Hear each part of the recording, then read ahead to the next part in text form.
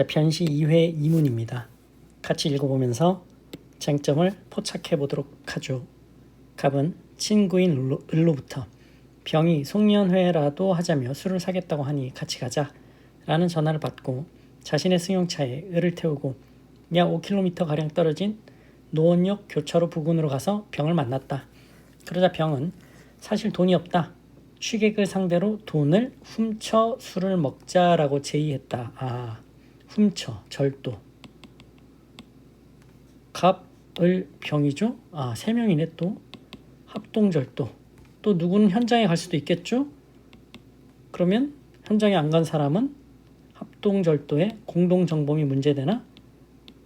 라는 걸 한번 생각해 보실 수 있겠죠. 읽으시면서 그런 걸 한번 떠올려 보시는 겁니다. 라고 제의했다.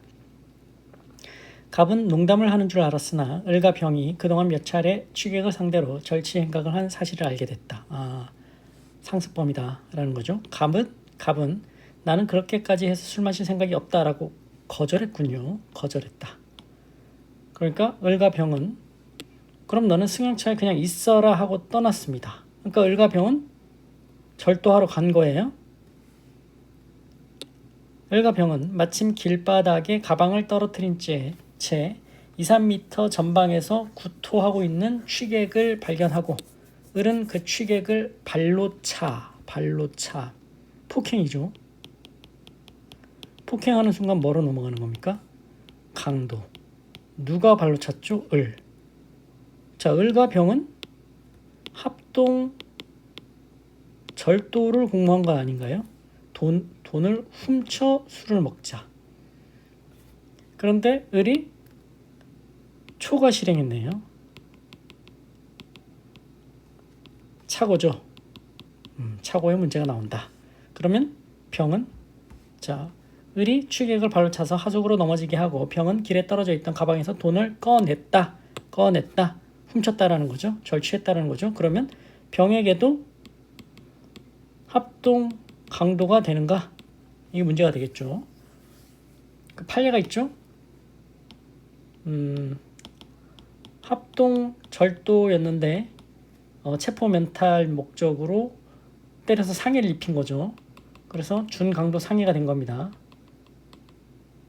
나머지 때리지 않은 공범에 대해서도 준강도 상해 예견 가능성이 있다라면서 공동정범을 인정한 판례가 있죠. 여기에 따르면 을도 예견 가능성이 있었다라고 볼 수 병이요. 병도 을이 취객을 폭행하는 것에 대한 예견 가능성이 있었다고 볼 수 있겠죠. 둘이 몇 차례 그렇게 해왔다면서요. 절취 행각을 했으니까 병에게도 예견 가능성 인정할 수 있을 테고 이런 걸 근거로 쓰시는 거죠. 그럼 병도 합동 강도가 된다. 합동 강도, 합동범이죠. 현장설 이런 판례 간단하게 언급을 해주시고 그러면 갑은요? 갑은 죄가 되나요? 합동범의 공동정범이 되나요? 기능적 행위집에 없죠. 공동정범 안 되고 그리고 얘는 그냥 승용차에 그냥 있었단 말이에요. 그럼 이건 부작위범 아닌가? 부작위에 의한 합동강도 방조범이 아닌가? 근데 부작위범이 성립하려면 자기 의무가 있어야 되죠. 근데 자기 의무를 검토해보면 가족관계, 긴밀한 관계, 선행행위, 위험한 타인에 대한 감독 책임 이런 거 다 해당되지 않습니다. 자기 의무가 없으니까 부작위 방조도 안 된다라는 거 얘기가 되겠죠. 자, 합동 강도에 대해서는 이렇게 쟁점이 정리되는 것으로 보이고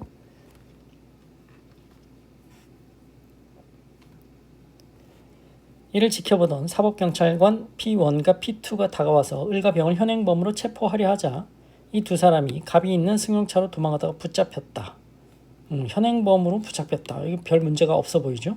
경찰관들은 승용차 운전석에 있던 갑도 체포하여 신원을 줘야 하는 결과 갑이 자동차 운전면허 정지기간인 중임을 알게 됐다. 정지기간 도교법 위반이 되는 거죠. 운전했죠. 약 5km 운전했죠. 자기 승용차로.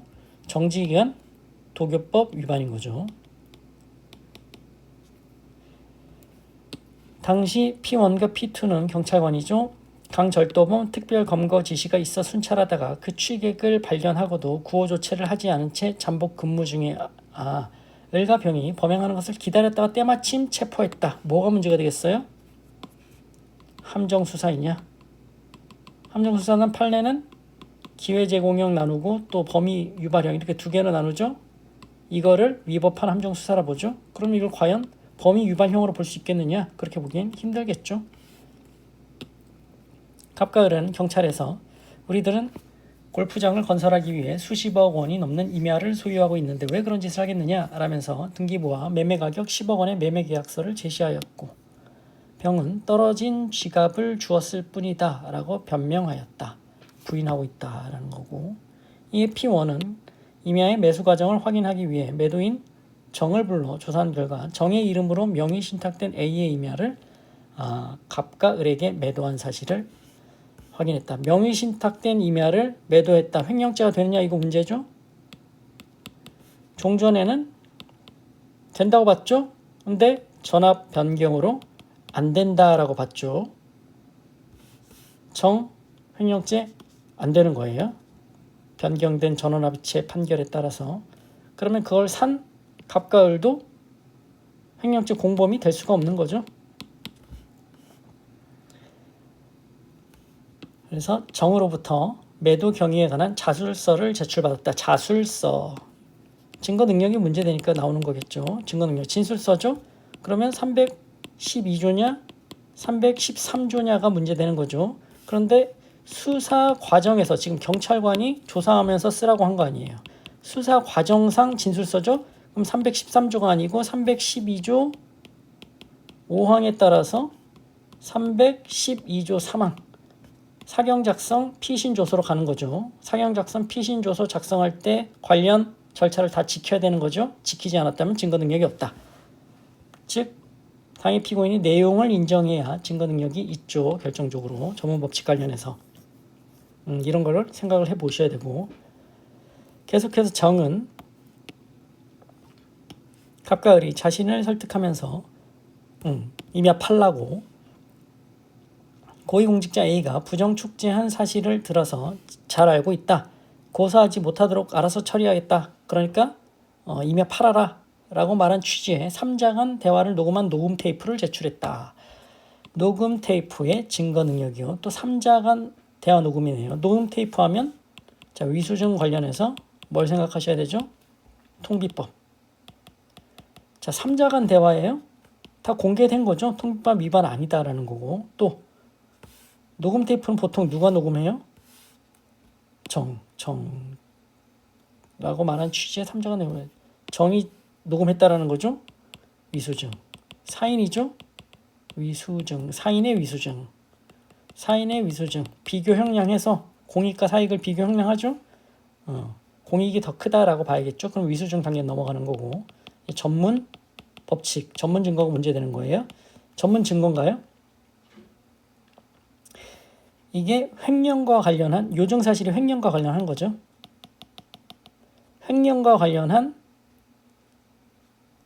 횡령에 관해서 입증하는 이 원진술이 입증하는 부분이죠. 따라서 전문 증거가 되는 거죠. 전문 증거가 되는 거죠. 이 원진술 자체가 요증 사실이 아니잖아요. 알아서 처리하겠다. 그러니까 나한테 팔아라 이거 아닙니까? 그러니까 횡령죄와 관련한 요증 사실인 거죠. 횡령죄를 입증하는 요증 사실인 거죠. 그래서 전문 증거가 되고, 전문 증거니까 자, 녹음 테이프. 사인이 피고인들의 진술을 녹음한 거죠. 진술 기재 서류죠. 313조죠. 313조 1항. 원진술자가 갑을이죠. 피고인이죠. 단서죠. 그러면 누가 나와서 성립의 진정을 인정해야 되죠? 작성자. 작성자 누구죠? 정이 나와서 성립의 진정을 인정하면 녹음 테이프 증거 능력 인정될 수 있죠. 성립 진정 인정하고 특신 상태가 인정돼야 되겠죠. 그것까지 한번 생각을 해보시고, 뒤늦게 매도 사실을 안 A가 정을 고소하려고 하자 갑은 A에게 휴대전화로 고소를 포기해라. 뭘 시키네요. 강요하는 거예요. 그죠? 의무 없는 일을 시키는 거죠. 부정축제한 사실을 폭로할 수도 있다. 협박하는 거죠. 문자 메시지를 수회 반복하여 발송했다. 휴대전화로 수회 발송했다. 뭡니까? 정통법 위반죄죠. 정통법 위반, 정보통신망법 위반죄. 뭐 불안감 유발하는 메시지를 반복적으로 도달하게 하면 정통법 위반죄 처벌 조항이 있죠. 근데 강요도 되는 거죠. 고소하지 말라. A는 이에 대해 별로 개의치 않았으나 정이 다칠 것을 염려하여 고소를 하지 않았다. 자, 권리 행사를 지금 방해하게 한 건데 이 강요와는 이런 얘기가 왜 있는 거예요? 별로 개의치 않았다. 하지만 정이 다칠 걸 염려해서 그냥 고소 안 했다. 이 강요와 이 권리 행사 방해 사이에 인과관계가 없다라는 거죠. 즉 강요 미수가 된다라는 얘기입니다. 갑과 정은 공판정에 제출된 녹음 테이프에 관해 우리들은 녹음에 동의한 적도 없고 성립의 진정도 부정한다. 이 원진술자 얘네들이 성립의 진정 인정하는 거 아니에요. 녹음 테이프 작성자 정이 하는 거예요. 단서에 따라서 정은 내가 직접 녹음한 그 테이프가 맞다. 성립의 진정 인정했죠? 그러면 녹음 테이프는 증거 능력이 있는 거죠. 범행을 부인하면서 A를 증인 신청하였다. 증인 A는 경찰에서 한 1차 진술과는 달리 그 땅은 내 땅이 아니고 정의 땅이다라고 허위의 진술을 하였다. A는 위증죄네요. 그러자 검사는 A를 불러 증인을 공판정에서 증언한 증인을 다시 검찰청으로 불러서 이걸 번복하는 취지의 2차 진술조서를 작성했다. 뭡니까? 공소 제기 후 수사인 거죠. 판례는 이 번복하는 취지의 진술, 조서, 증거 능력 없죠? 왜 그렇죠? 당사자주의, 당공직이요. 공판 중심주의, 직접주의에 비추어서 증거 능력 인정할 수 없다는 거죠. 다만 증거 동의하지 않는 한, 그래서 증거 동의는 가능하죠. 이렇게 작성하였다. 끝이죠? 그래서 지금 사실관계를 보시면서 쟁점을 한번 포착을 해봤고 문제를 한번 볼까요? 갑, 병, 정의 형사 책임을 논하라. 자, 갑의 범행 입증하기 위해서 검찰 녹음 테이프, 자술서, A에 대한 검사 작성 2차 번복 진술조서 다 봤던 거고 1심에서 정에 대한 단순 횡령죄로 기소하여 단독재판부에서 유죄 판결을 받은 후 항소심인 지방법원 합의부에서 단독재판부 이런 게 왜 나오겠어요? 단독. 또 항소심에서 지방법원 합의부. 관할 얘기인 거죠. 관할 물어보고 이런 거 얘기하는 거예요. 재판 도중에 검사는 특경법으로 공소장을 변경했다. 그 이후 법원의 조치 내용은 뭔가?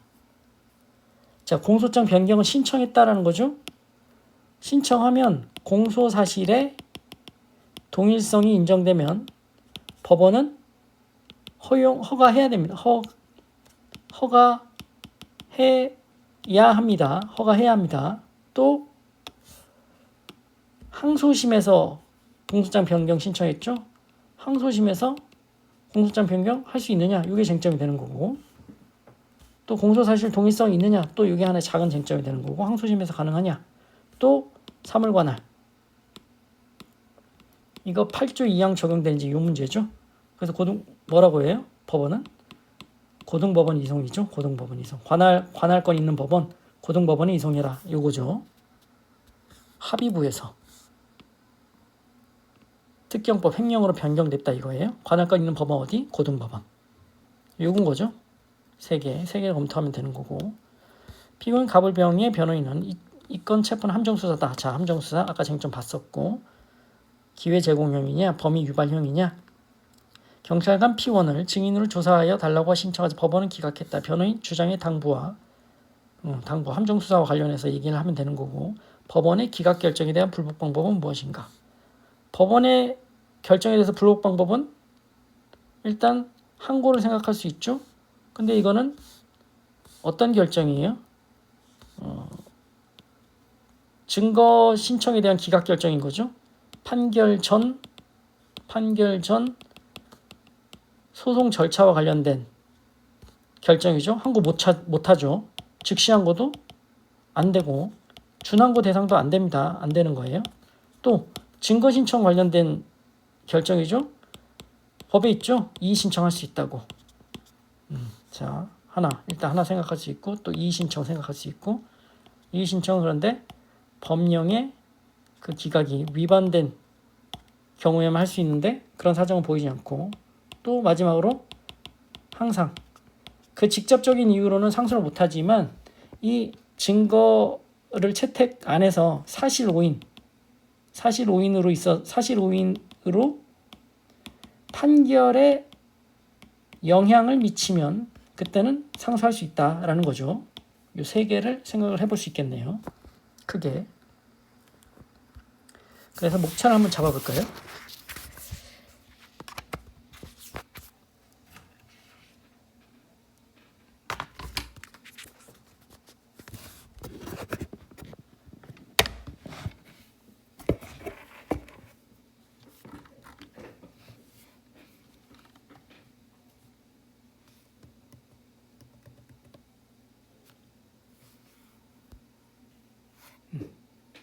네. 그래서 을은 없네요. 갑병정의 형사 책임을 논하라. 을은 병이랑 같이 합동 강도를 한 애니까 거의 병이랑 똑같죠. 갑병정의 형사 책임을 논하라. 병. 먼저 병부터 보는 게 낫겠죠. 왜냐하면 갑은 그 관련된 공범의 해당 여부가 문제되니까 먼저 직접적인 행위를 한 병부터 보는 게 낫겠군요. 1. 쟁점의 정리. 자, 1문. 쟁점의 정리. 2. 병의 죄책. 병의 죄책은 하나인 거죠. 지금 병의 죄책은 강도 행위한 것. 취객의 돈을 꺼낸 행위. 자, 합동 절도를 공모했죠. 그런데 착오가 일어났죠. 을이 폭행했죠. 양적 초과죠. 이때 어떻게 판단할 것이냐. 판례 합동 절도를 공모했다가 공범 중 1인이 때려서 상해를 입혔다. 중강도 상해가 되면 예견 가능성 없었다고 할 수 없으니 공동정범 된다라고 봤던 판례 있고, 그래서 사실관계를 보면 이런 얘기가 그냥 나오는 게 아닌 거죠. 어디입니까?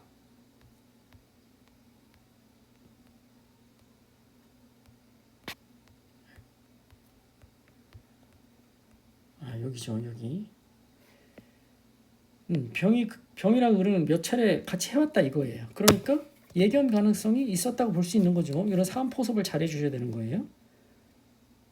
그리고 일단 합동범과 관련해서는 현장설 그리고 사안의 포섭을 하는 거죠. 그동안 몇 차례 같이 절취했다. 그래서 예견 가능성 있었다. 합동 강도가 된다. 됐고, 그 다음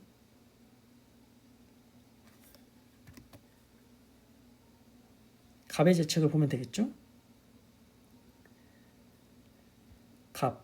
갑이 이 A의 임야를 산 사람이니까 먼저 판 사람 정의 죄책부터 보는 게 낫겠네요. 정의 죄책. 이자간 명의신탁 임야 처분 행위. 판례가 바뀌었죠. 종전 판례는 횡령죄 성립 인정했지만 전합 변경 판례로 상세하게 써주셔야죠. 횡령죄 성립 안 된다. 됐죠. 그다음 가배제책. 가배제책은 행위가 많으니까 행위별로 나누면 되겠죠. 먼저 을과 병의 합동 강도 가담 여부. 일단 공동 정범이 되는가? 기능적 행위 집이 없죠. 안 되고. 방조가 되는가? 가만히 있었죠. 부작위 방조. 자기의 의무가 있는가? 다 검토를 해봐도 없다라는 거죠. 그래서 합동강도와 관련해서는 죄가 안 되는 거고. 또 자, 운전면허 정지 기간 중에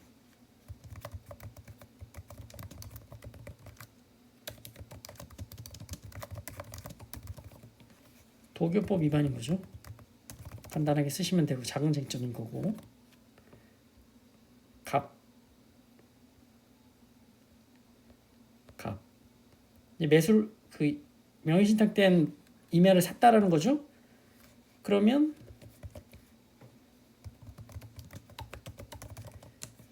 이게 횡령죄가 되느냐 이게 문제가 되는데 정의 지금 횡령죄 횡령죄 안 되죠. 그러면 갑도 횡령죄 공동정범이나 공범 될 수가 없는 거죠. 또 작물취득죄도 안 되겠죠. 이건 간단하게 적시를 해주시면 되고 임야 매수행위까지 받고 갑 A에게 문자 메시지를 수회 반복해서 보냈다라는 거죠.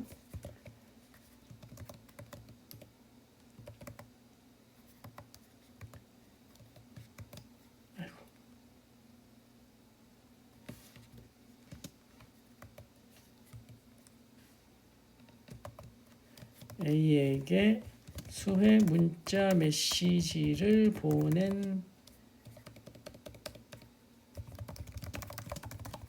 정통법 위반죄죠. 정통법 위반죄. 그리고 강요죄가 되죠. 권리 의무 없는 일을 한. 그런데 인과관계 없죠. 따라서 강요 미수죄가 되는 거죠. 두 죄의 관계는 상경인 거죠. 하나의 행위를 했으니까.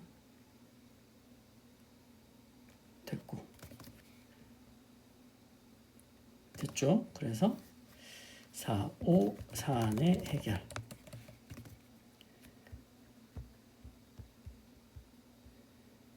자, 녹음 테이프, 자술서, 진술조서. 쟁점의 정리, 녹음 테이프의 증거 능력. 먼저 위수증 파트 관련해서 통기법 위반이냐? 아니다. 3자가 공개된 대화잖아요. 위수증. 사인이 녹음한 거잖아요. 사인의 위수증이 문제가 될 수 있고. 공익이 더 크다. 넘어가야죠. 전문 법칙. 전문 증거냐? 요중 사실은 그 횡령 행위와 관련된 거죠. 그래서 요중 원진술 자체가 요중 사실이 되는 경우가 아니죠. 전문 증거 맞다. 그러면 전문 법칙 적용되는데 전문 법칙 사인이 피고인의 진술을 기재한 서류인 거죠. 진술 기재 서류 313조 1항 본문 단서 원진술자가 피고인들이죠. 단서니까 작성자 누구죠? 정이 성립의 진정을 인정하고 특신 상태가 인정되면 그 녹음 테이프는 증거 능력을 인정할 수 있겠죠. 녹음 테이프의 증거 능력. 정이 작성한 자술서. 정이 작성한 자술서는 자, 자술서다. 313조냐? 312조냐? 수사 과정상 작성한 거죠. 그러면 312조 5항에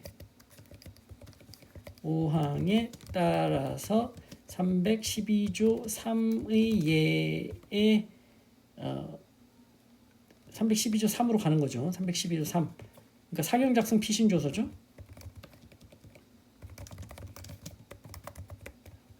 따라서 피고인 정의 내용을 인정해야 증거 능력 있다. 그다음에 A에 대한 번복 조서. A에 대한 검사 작성 2차 진술 조서. 쟁점이 뭐죠? 공소 제기 후 수사. 판례가 있죠. 판례는 번복 진술 조서 증거 능력 없다라는 거죠. 왜? 당공직, 당사자주의, 공판 중심주의, 직접 심리주의. 그래서 중요한 건 증거 동의가 없는 한 증능 없다라는 거죠. 증거 능력 없다. 증거 동의가 가능하다라는 거고. 됐고, 그래서 사안에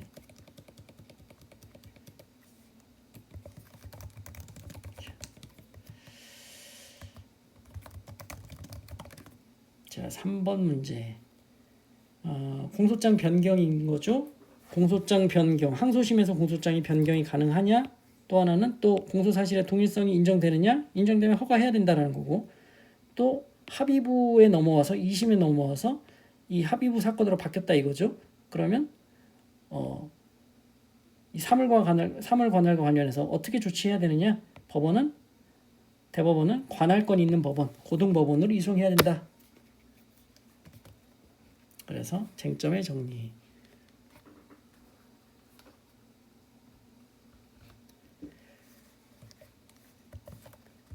공소장 변경의 적법성 여부. 일단 항소심에서 공소장 변경 가능한가?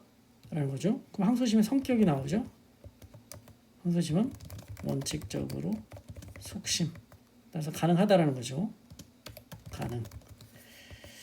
그리고 공소장 변경이니까 공소사실의 동일성 여부. 이거는 작은 쟁점인 거죠.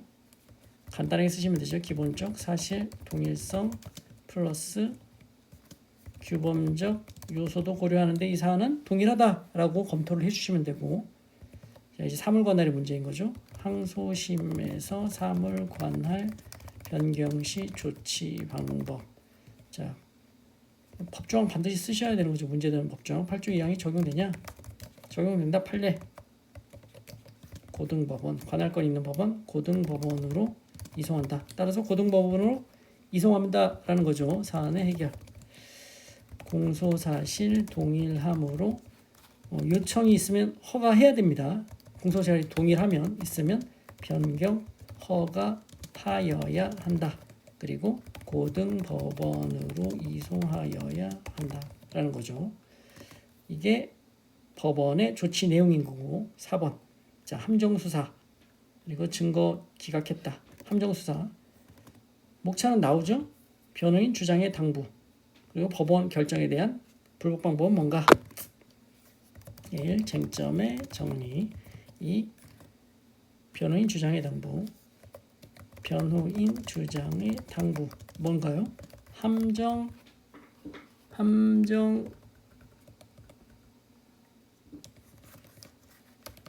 위법한 함정수사인지 여부가 문제되는 거고, 여기서 뭐 학설도 있고 범위 유발형, 판례도 쓰셔야 되죠. 기회 제공형. 판례는 범위 유발형 위법하다고 보는데 검토를 사안을 잘 포섭을 하셔야겠죠. 그런 사정 보이지 않는다. 기회 제공형이다. 적법하다. 자, 그 다음 쟁점. 법원의 기각 결정에 대한 불복 방법. 불복 방법. 일단 증거 결정에 대한 기각이죠. 그럼 법원의 증거 결정은 법원 재량이다. 이거 판례죠. 이거를 전제로 불복 방법. 일단 첫 번째 증거 결정이니까 이의 신청.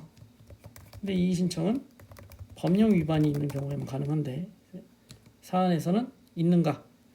그런 사정 보이지 않는다라는 거죠. 이의 신청. 그리고 항고. 판결 전 소송 절차에 대한 결정 위조. 항고 안 되고 즉시 항고도 안 되고 준항고 대상도 아니고 아닌 거죠. 다. 그리고 마지막으로 상소를 생각할 수 있죠. 상소. 이 증인 미채택으로 인한 사실 오인이 있어 판결에 영향을 미친 경우 상소할 수 있다라는 거죠. 다 법조문 적어 주셔야 됩니다. 다 근거가 있어야 됩니다. 법령상의 근거를 적시를 해주시는 게 맞죠. 자, 상소조문 적어주시고 항고조문 적어주시고 이의신청 다 형사법 내용입니다. 자, 법원의 기각 결정의 불복 방법 다 쓰신 거 맞죠? 여기 3개 그리고 사안의 해결 이렇게 정리를 하시면 되겠네요. 자, 이 목차는 제가 동영상 더보기란에 다시 정리를 해서 올리겠습니다. 자, 마치겠습니다.